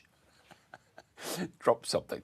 Australia's digital ID framework is entering its economy-wide expansion following the rollout of the Digital ID Act 2024, where you'll have no secrets. The next major phase centres on integrating the private sector, state, territory, digital IDs and verifiable credentials to establish an identity system across everyday services, where you'll have no secrets. Rhys Gillen is a cybersecurity professional with a background in identity systems. He runs an investigative channel called Tech Win Cyber, focused on digital identity and government accountability in Australia. This includes the Digital ID scheme, where you'll have no secrets, and how it connects to age verification and the private sector services being built. Now, Rhys has an interest in the structural risks, such as re-identification, and what voluntary actually means once the system is live. Rhys, thanks for joining us. Morning, Mike. How are you? Good. I love when they say voluntary. It's a bit like in Ukraine where they have voluntary subscription for the military. Whereas in fact that is grab them off the street and throw them in a car and take them to the front line. Voluntary is a bit similar here, isn't it? It's voluntary, but don't expect to survive if you don't volunteer. Yeah, that seems to be the case. They're integrating it into as much of our lives as possible. So eventually it will be very hard to be living without one, as far as I can tell. Can you tell me the next phase and how you think the citizens will be affected by the digital ID? Yeah, for sure. So I think you gave a pretty good overview. The Digital ID Act came out in 2024. They built 4 phases. The last 3 and 4 phase are the ones that we're talking about at the moment, which means that private companies are going to be involved in the digital ID system. What that means is that they can apply and become digital ID providers. Providers can be a few different things, and it's a little bit murky about exactly what they're going to be able to do. But you can be an identity provider, you can be an attribute provider, So what that means is that if you're using a service, for example, and you need to verify your full identity, you might be able to use one of these service providers. But if you're doing just age verification, for example, you're going to be able to use specifically a different provider. And we've already seen this in real time. There's a company called Connect ID, which is owned by Australian Payments Plus, which is ingrained in all of our financial systems. And they were actually chosen by Snapchat to be the age verifier for their system at the moment. So if you're using Snapchat, you get the option to use Connect ID, and you can sort of think about them as a private organization, even though it's a bit murky, and a way that one of these private companies will be able to facilitate identification checks or age verification checks. How secure is it having private companies involved in government business? Yeah, it's a good question. So I guess what I would like to do is I'd like to start with the problem statement of the government at the moment. So their problem statement is, if you think about like real estate agents and all of these different organizations that are, when you go to apply for something, they're collecting your data already. Where they're storing that data right now is already extremely insecure. So they're not supposed to, but they probably have it in their emails. They probably have it on file shares in their SharePoint. And there's no real security controls around it. So what the government's trying to do is trying to stop all of that information being spread everywhere, because the security controls at your local real estate agent aren't going to be very secure. So what they're trying to do is make sure that anyone who's going to be an identity provider has security controls in place. So we're sort of changing the risk landscape. It's sort of yet to be seen whether or not it will be extremely beneficial or more secure. There are guidelines in the policy itself that anyone who wants to be a digital ID provider has to follow. And they're things like getting certifications. So one of the certifications that you see a lot in cybersecurity is the ISO 27001. That will be a requirement for these organizations. So there will be baseline security controls involved to becoming an accredited provider, because it's not as easy as just sort of standing something up and delivering identity services. You actually have to get accredited by the government. I sort of bring up one example. I think this thing is fraught with danger. If you look at TikTok, and TikTok's a global platform.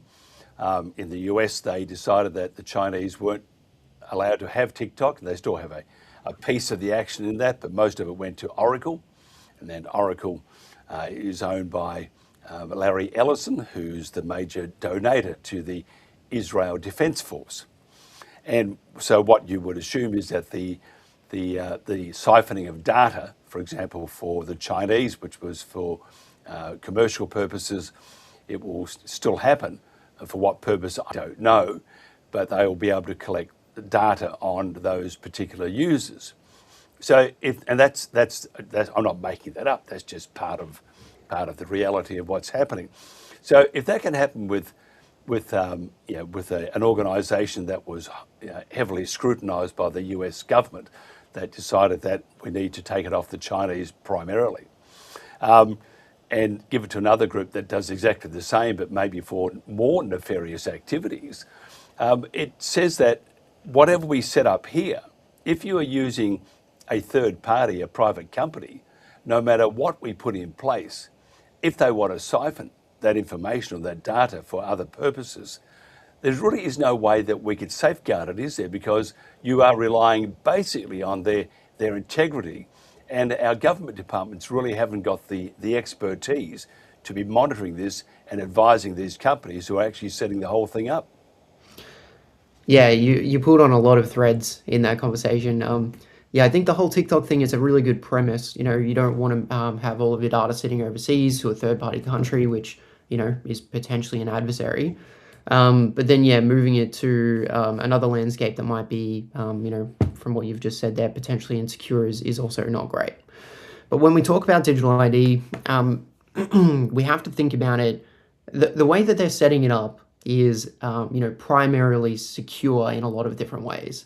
So it's really hard to say that, Connect ID, for example, is going to be collecting all of this information, because really they're just sort of brokering the service. So let me tell you where my concern lies, is that let's say you're logging into something and validating your identity. You have the place that knows your identity, so that could be like your bank or something like that. And then you have the place that is like getting the information from the bank to validate your identity. So there's two different places. What they have to run through is an exchange to do that. And in the government's documents now, there's no technical documentation as far as I can tell and as far as I can see. But what they're saying is that each side of that transaction won't actually see all of the information. So what will happen is the digital ID accredited provider will basically just say, yes, this person is who they say that they are, and the identity has been proven. So from that perspective, from a data perspective, two sides of the same coin shouldn't technically, according to the government right now, be able to do that. My concern is that that has to run on an exchange. So those two bits of information, the accredited provider and the person asking for your identity, have to run through the government exchange to get that information. What that means is that at some level, and the level that we don't know right now, is that the government is going to be basically the middleman looking at both sides of that transaction. So they're going to be able to see who you're getting your identity provided to and who you've established your identity with. And that's my biggest concern, because if they start giving us the ability to log in with digital ID to our social media accounts, for example, because that would be a really easy way to identify your age and your identity if that's something they want to do, the government system will be the central place that sees your social media accounts with your potentially real identity. And that's what I like to talk about in my videos, because that's really the biggest concern. And the other thing is that they can change this at any time, however they like, because this is a government system. They make the rules. So if it's a decision that they want to make to change that system or collect different information, then they can. Tell me this, with the, just say, for example, it all works swimmingly well, at least at the start. Can anyone hide in this country then? Because if it's all digital, everything is fed into into the big government database, again, which is probably run by somebody else. And there's my concerns initially. But if it's all collected and it works as it should, nobody can hide in this country, can they? Yeah, and I think that's a good point. If you're validating your identity to all of your services, so whether it's your water, your power, if it goes into your social media accounts, it's basically going to be hooked into everything. It's going to be centralized to a point. And the way that they're playing it now is that, that's not the case. It's all voluntary. You guys have a choice. Every provider has to give you different ways to authenticate. They can't force you to use digital ID. But we can see that with being in phase 3 and 4 of the first rollout that they've done with this, this is sort of just the beginning. We've seen the way that government has nudged us before into doing things that potentially we don't want to do, especially in the last 6 years or so. So that is really my primary concern with all of this. Yeah, I mean, my dad passed away last year, in fact, but he always thought that the government, and isn't it funny how we the different, as we go through time, we realise that what we thought was true is entirely false. And Dad always thought that government knew best. They really don't know best, and they, I think the implementation of the digital ID, digital currency, the whole lot, means that you are under the auspice, under the all snaring watch of the government. And here we go. Watch this. Watch this. So we'll just go to a quick. See, isn't this great? We're in a new building, well, in an office, and they do this. So what I'm going to do is have a ding dong with this in a second. So I'll ask you this: the governments can actually decide. Governments can actually decide, can't they, on what happens to you? I mean, if they say we're safe, we're safe and effective, if you don't volunteer, you're going to find that you just can't exist. Tell me this, before the thing comes on again, do you see a black market originating from these things? And it's supposed to block out the black market. But here's something: if you are heavily enforced, heavily sat on, and you want to still do some sort of activity in the marketplace, wouldn't this encourage the black market to become even more powerful and stronger and not infallible, but the other alternative? Do you mean a black market for stealing people's identity? Well, I mean, just a black market for just operating in this day-to-day world. I mean, for example, cash.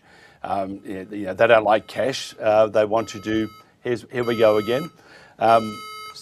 I'll take it over to you for a second. I find it's stupid. Yeah, look, there is potential for everything. I think, if you talk to any person who is working in cybersecurity to any degree, they will tell you that, systems just aren't secure and they can be hacked. Everything is changing right now. I'm not sure if you've kept up with the news with AI, but it's very clear that, the landscape is going to be completely different in 5 years compared to what it was 5 years ago. So a black market is potentially something that could come to arise. We've already seen lots of kids get around the age verifications anyway. It could be something as simple as, holding up a doll into face verification, or it could be something complicated like, building a model in a 3D rendering tool and, changing its facial expressions to what the identity verification wants you to do. So kids are smart, AI is coming, and there will be different markets. I'm not sure I know what they look like yet because I hadn't put too much thought into it. But yeah, I have a genuine distrust for what this is because the way that they're presenting it now and what it could turn into are two completely different things. So I'm trying to stay objective and factual about what they're building because I think that there's a bit of a misnomer as well about, the app being the problem. I don't know right now that the app is the problem. What's the problem is the digital exchange where you actually flow through your tokens and your authentication through the government digital exchange to identify yourself. And the reason for that is because if you do go and use your ID to age verify, they could just stop the exchange from verifying you because they have control over that exchange, whether or not they want to allow you to do that. And the second thread to pull on is the government's been fighting the social media companies for years, trying to get either people banned from being online or silenced or whatnot. If you're connecting through Connect ID, for example, to do age verification, the government doesn't have to pressure your big tech companies anymore. They just have to pressure the age verifiers. The age verifiers are much smaller. They have much less power than big tech, and they could just simply stop serving you as a customer.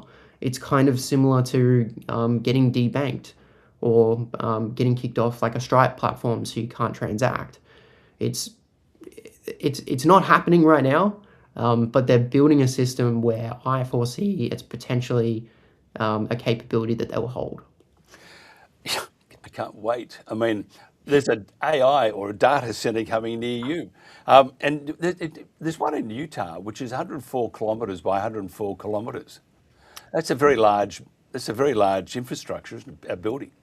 It's massive infrastructure, and we're building them over here. I haven't done the specific research, but there's no way that we have enough power systems to do this. It's not. Yeah, it's crazy. We're just going to keep talking for a second. I got this guy, this idiot above me. There, he's stopped now. He's just telling me that this was just a test. I mean, if it was a fire, I would have stayed in and spoken. Could you just tell me with the data centers? This is just off the topic a bit.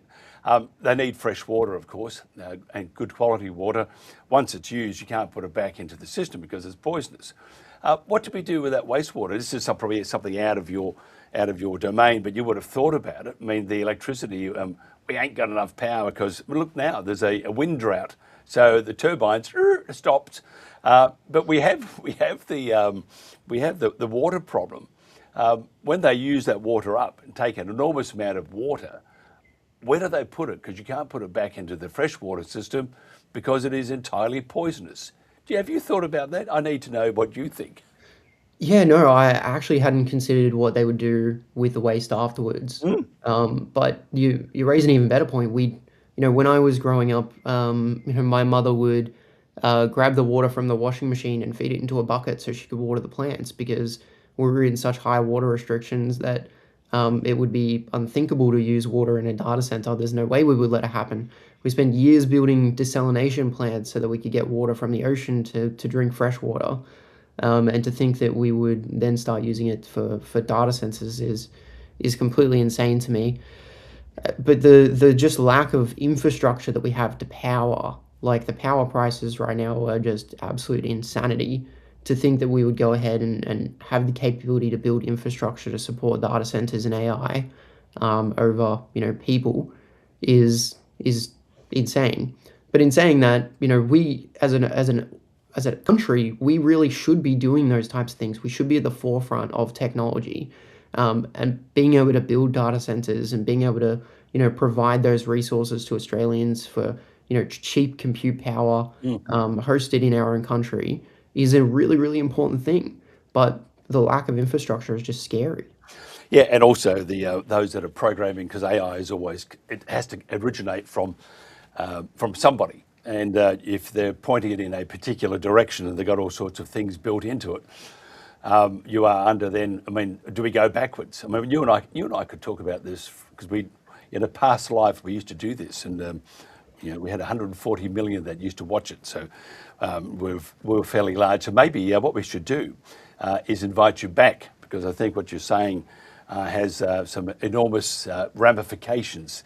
And I think personally, I think the data centers, even though they will make our digital life better to a degree, and better inverted commas, the damage that it will do because we haven't got the infrastructure, and we will run out of water. And if there's a wind drought, you really can't rely on the renewables because they're not moving. It's stopped.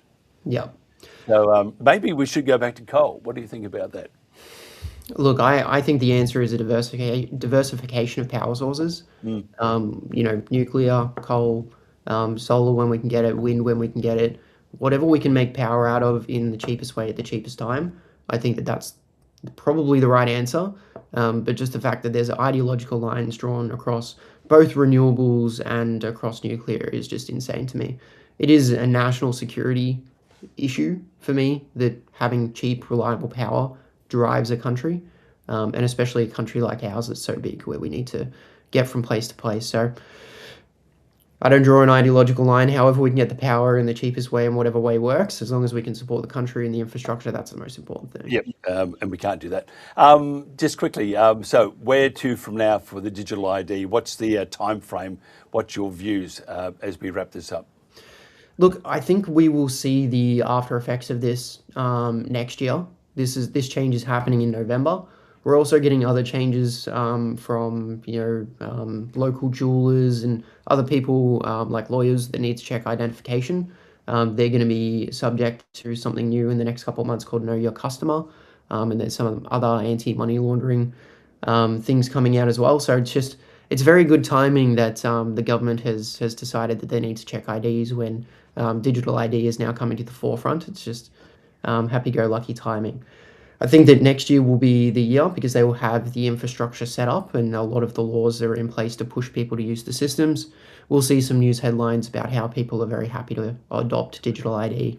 Of course. I was waiting for this. I didn't know how much I needed it until I got it. And just quickly, your educational series on your YouTube channel, tell us about that. Yeah, sure. So originally I created a series about identity. It's a specific type of identity called privilege access management. And then I got sidetracked by this digital ID thing. So I've been making videos about digital ID, age assurance, the social media ban. So if you want to check me out, it is TechWin Cyber on YouTube. It's my main primary source. In my descriptions of my videos, I have other things like Patreon and Twitter if you want to follow me there as well. Rhys Gillen, thank you so much for your time. The invitation is there. I would love to chat to you because this past life, this is what we always used to do. And that's why you want to talk about algorithms, we should talk about it off air. The algorithms, anything that mentions my name, we're smashed. And it's really, really interesting. We just can't get away from it. And so it just shows you, and that's why I'm fairly versed in this digital, the new digital age that we're about to embrace. It's like an octopus and the tentacles are going to places I don't really like. But that's another conversation. Rhys, thank you very much for your time. No worries, thank you. Cheers. This is the Country Telegraph. Outback Queensland. It's stepping back about 100 million years. It's soaking in the surrounds. It's wide open for adventure. It's where dinner puts up a fight. And it's your round for new stories. It's switching on easy mode and a whole lot of incredible. Outback Queensland. It's something else. Book your holiday now.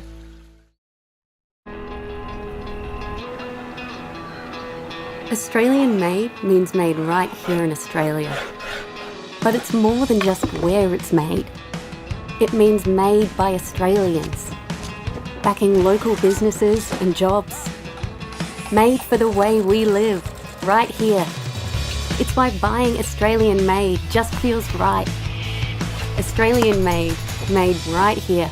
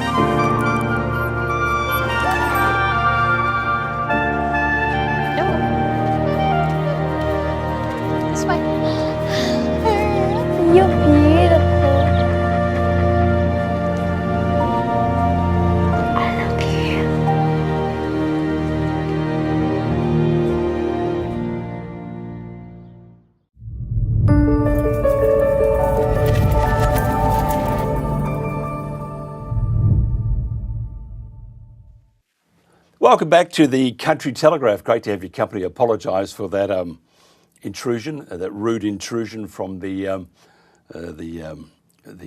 centre management, I suppose.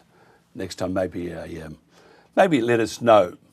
Anyway, we have no like digital ID. Do we have much of a say in this day and age? It's those that have a little bit of power become even more powerful in their own minds, and are going to make sure that you know it. Look at the those on the land.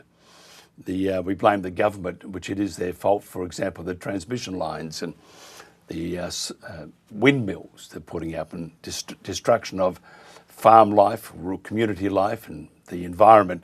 Trying to save the planet, and first of all, will destroy it. And they get a little bit of power, you see. Then they talk crap. One guy that has enormous power is Jack Goff from the Invasive Species Council. And Jack Goff was featured on a current affair on Channel 9 on the weekend. And Jack Goff, he was there angry and, it's all bullshit. All of it's lies, follow the science. And we're saying exactly the opposite to the Brumby Cull. I mean, we had Peter Cochran on before. He knows. He's not an idiot. He knows, and he's a very intelligent person, and he knows what's been done to the Kosciuszko National Park. Just absolutely terrible and disgusting. But the current affair when they had on a bunch of others on. They had people in saying it was a terrible, terrible thing. But the way they manoeuvred the whole thing around, it showed you that, well, it's just two sides. Ones that don't want animals hurt, which is true, and those that we have to save the environment. We're going to save it by destroying it. And what the Invasive Species Council are going to do, they want to take us back before white man got here. That's what they want to do. They want to change our whole life. And Jack Goff, which you'll be watching this, I would understand, that is bullshit. And you are using absolute propaganda, intimidatory tactics to discredit people just personally. What you say is bullshit. And we're going to challenge you on everything, along with the community. We challenge you. We know you are lying. We know it is not about the environment. It's about your absolute, I won't swear, your wacko interpretation on how this country should be. You were not elected. So bugger off and get out of our lives. And how come you have so much influence on governments? Obviously, you're a proxy for government action. So we're not at all happy. So we're going to keep this up. Now, in good faith, what we did, we watched that interview on the current affair or a current affair, and we put together little bits from that, okay, using other people that weren't on that show, that probably should have been. We used bits and pieces to put it together on how we viewed your aggressive stance on how you think Australia should be. You can bugger off, in my opinion. Tell my mirror I heard her cry. This is a group of people using lies and manipulating information. Angus Taylor come out the other day and stated that the management of the Brumbies have got to go back to the, and the management of the park, for that matter, need to go back to the local people. This is bullshit. I think this little mare, if she had a choice between us locals managing her or Jack Goff, I know pretty much which one she'd choose. I want to see the locals back in control. Let's be clear, this is bullshit, basically. I want to see the Brumbies protected. This is bullshit. And most of all, I want to see the way of life that generation after generation have enjoyed in these beautiful mountains protected. This is bullshit. The locals know how to do it. This is bullshit. They've done it for a long, long time.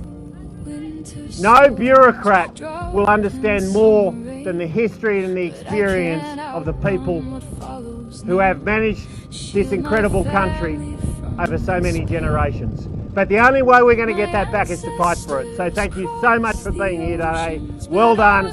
Let's keep fighting. This is bullshit.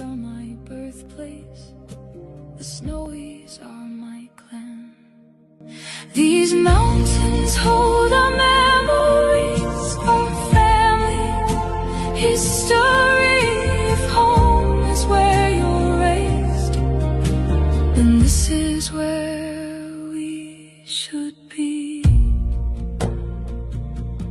Tell my foal I kept on running. Tell my mare I heard her cry. Tell the mountain I belonged here. Tell the wind I said goodbye. Stay close beside me, little one. The thunder isn't rain.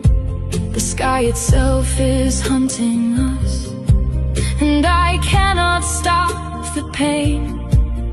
I gather those I love and turn to face the sound. Though every instinct tells me run, there's nowhere left for us now. These mountains hold our memories, our family history. If home is where you're raised, then this is where we should be.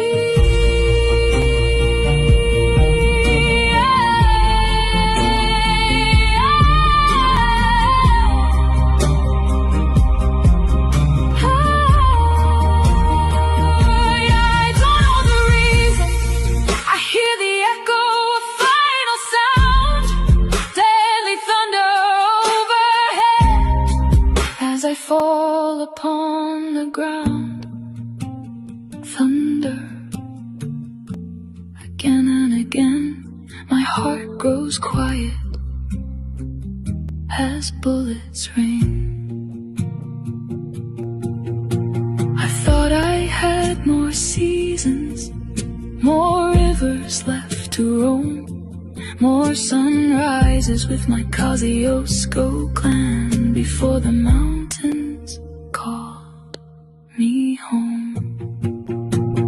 Tell them I was born here, my grandfathers fought their wars. Remind them that this was our home. The snowy mountains were ours. Tell my foal I knew her fear. Tell my mare I heard her call. Tell my foal I tried to save them. Tell the wind how Brumbies fall. Tell my foal I kept on running. Tell my mare I heard her cry. Tell the mountain I belonged here. tell the wind I said goodbye.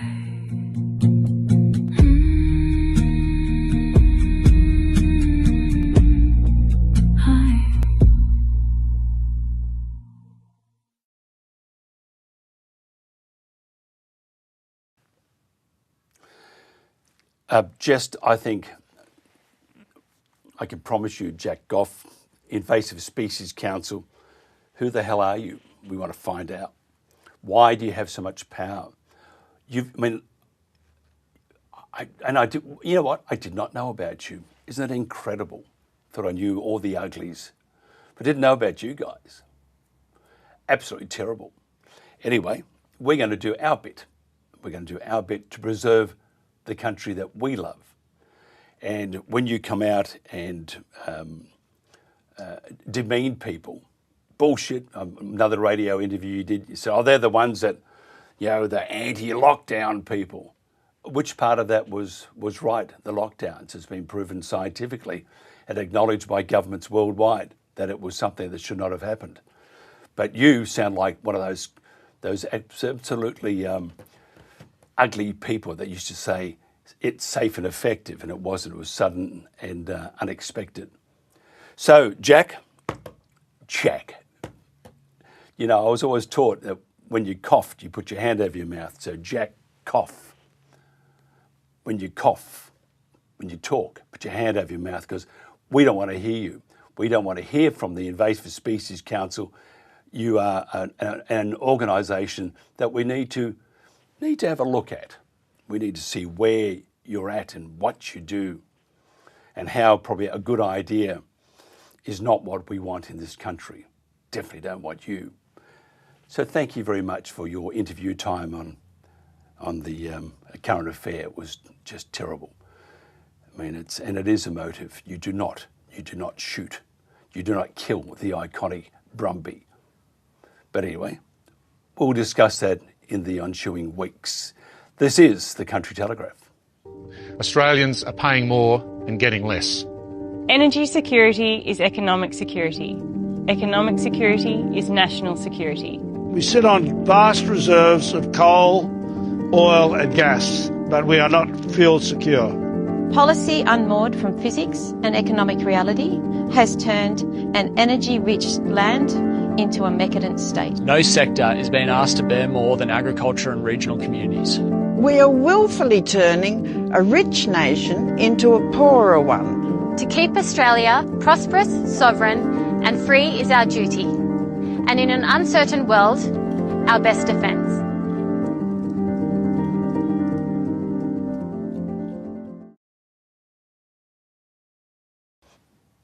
Just about it for the Country Telegraph. How do we change things? How do we actually change things? You're not going to change it by sitting on your bottom, are you?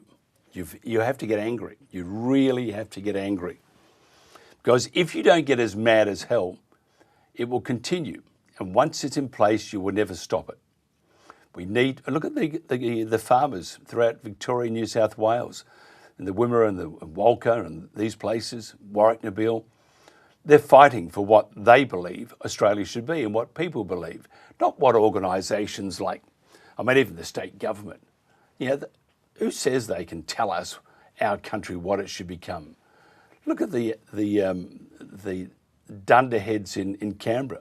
Look at the organisations such as Invasive Species Council. Who says they can take us back to the Stone Age, basically, before the white man got here? You came in here, you just conquered this country. We're going to give it all back. We're going to get rid of all the white honky stuff. We're going to give it all back and have it before Captain Chook got here. Give me a break.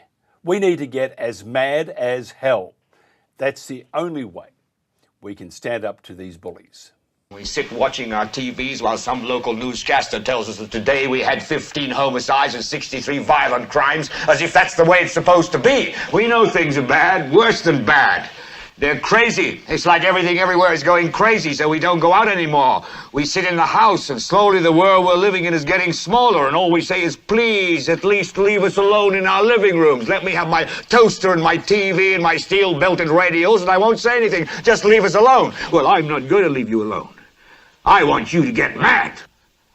I don't want you to protest. I don't want you to riot. I don't want you to write to your congressmen because I wouldn't know what to tell you to write. I don't know what to do about the depression and the inflation and the Russians and the crime in the street. All I know is that first, you've got to get mad. You've got to say, I'm a human being. God damn it. My life has value. That's what we have to do. And that's what we are going to do. My aim is to make sure that I don't know how successful, but we need to stop the culling of the Brumbies. Peter Cochran thinks, what does he say, about 800 could be left?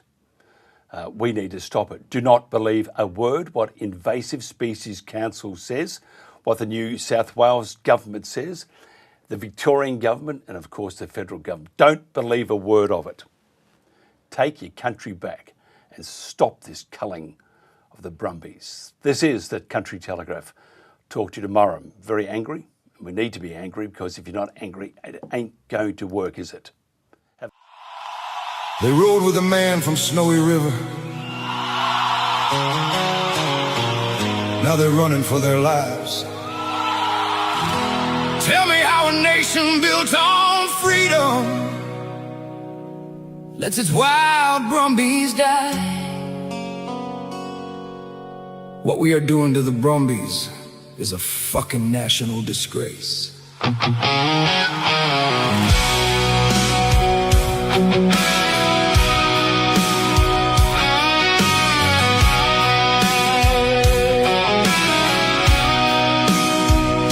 The sun comes up on mountain tops, the frost still on the plain. The ghosts of stockmen ride these hills through wind and dust and rain. Old banjo rode a mountain man, and horses wild and free, racing through the snowy high country for all eternity.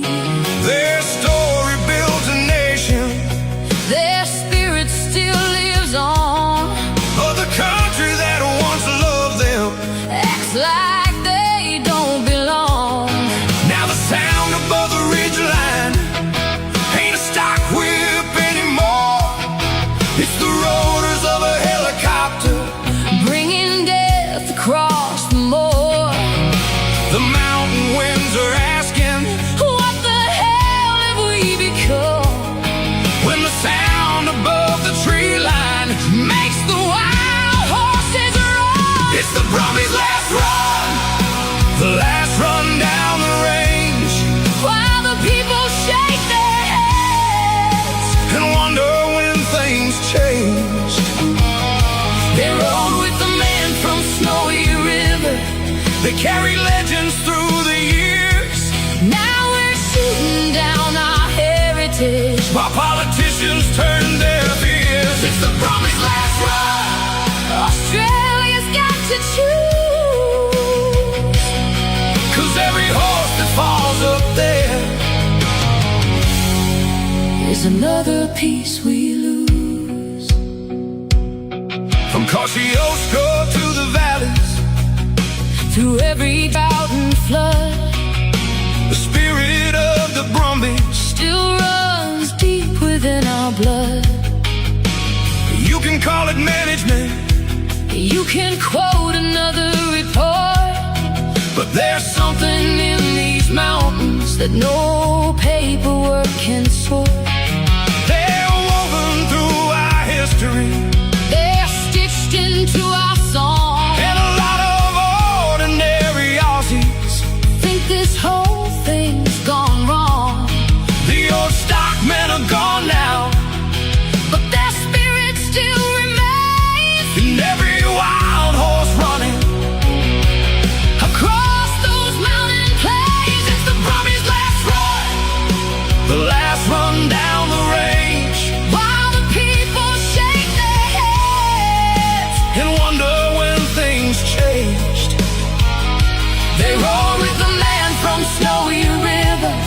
They carried legends through the years. Now we're shooting down our heritage while politicians turn deaf ears. It's the Brumby's last run. Australia's got to choose. 'Cause every horse that falls up there is another piece we lose. What happened to the country that stood up for its own? What happened to the spirit that built a nation strong? You can't rewrite history. You can't silence every song. You can't tell a generation those mountain legends all were wrong. Some things are worth saving. Some things are worth the fight. And freedom still looks beautiful, running through the morning light. Hear the thunder in the distance, hear the wild ones call, hear the mountains crying out before the silence falls. It's the Brumby's last run, but it doesn't have to be. If enough of us stand up for what these mountains mean. They rode with the man from Snowy River across the ridges running free. And if we lose the wild Brumbies, what else will cease to be? It's the Brumby's last run, and history's keeping score. Leave the Brumbies to the mountains, let them run forevermore. From the Snowy River country to the plains beneath the sky, the horses of 1,000 stories were never meant to die. No, they were never meant to die.